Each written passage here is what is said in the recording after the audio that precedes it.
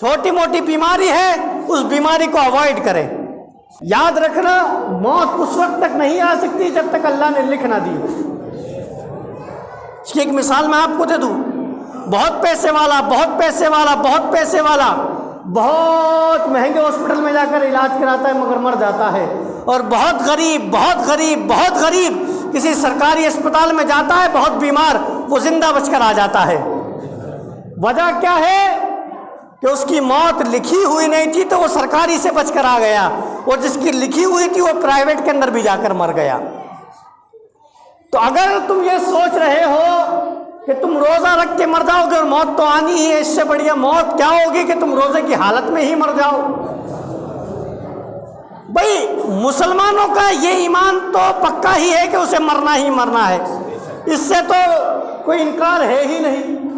اور میں تو لوگوں کی زبانوں پر سنتا ہوں، وہ کہتے ہیں کہ کوئی بھائی صاحب موت کا بھروسہ نہیں ہے، یہ کرنا چاہیے وہ کرنا چاہیے، لیکن میں اس بات کو دیکھتا ہوں وہ صرف زبان سے کہتے ہیں، دل میں پتہ نہیں ان کے پکا ہے کہ نہیں ہے،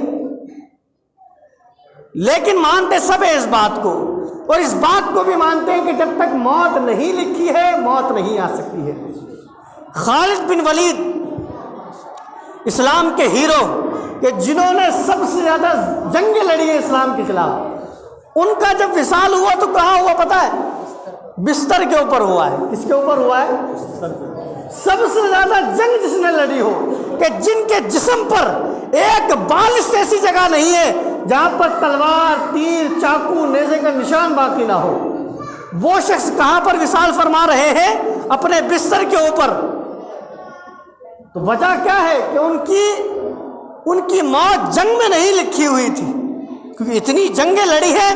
اور ایک کمال کی بات اور، جس جنگ میں گئے ہیں اس کو فتح ہی کر کر لوٹے ہیں، خالی ہاتھ آئے ہی نہیں، لوٹ کر آئے ہیں۔ تو یہ قصے سناتے ہوئے آئے ہیں کہ صاحب ہم نے فتح حاصل کر لی ہے، بالکل فتح حاصل کر لی ہے۔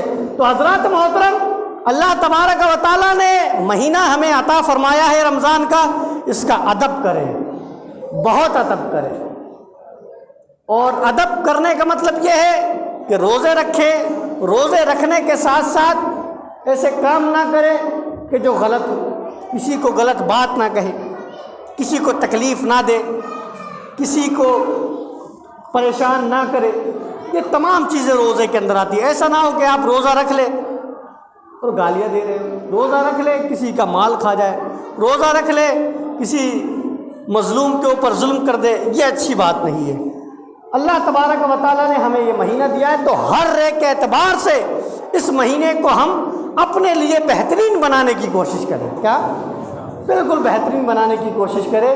میں دعا کرتا ہوں کہ اللہ تبارک و تعالیٰ ہم تمام لوگوں کو اس مہینے کا ادب کرنے کی توفیق عطا فرمائے، اس مہینے کے مکمل روزے رکھنے کی توفیق عطا فرمائے، اس مہینے کی پوری تراویح پڑھنے کی توفیق عطا فرمائے، اور صحیح طریقے سے پڑھنے کی توفیق عطا فرمائے۔